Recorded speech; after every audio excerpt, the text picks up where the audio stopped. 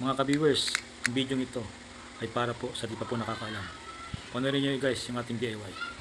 Mga ka-viewers, nangyari na ba ito sa inyo? Paano kung nasa probinsya kayo at wala na kayong mabilhan? Mayroon pang paraan dito mga ka-viewers. Ito ang DIY natin na gagawin ngayon. Kailangan lang natin laliman ng laliman hanggang sa lumitaw yung dalawang wire para maidugtong natin yung naputol na wire sa kanya.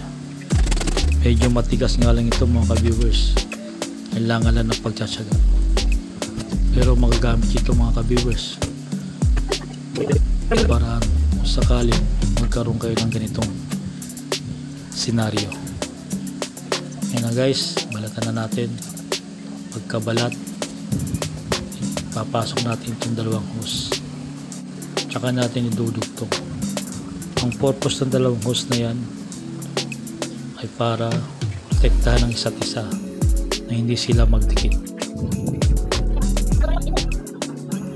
Pag naisuksok na natin lahat yan, tsaka na natin isusuksok.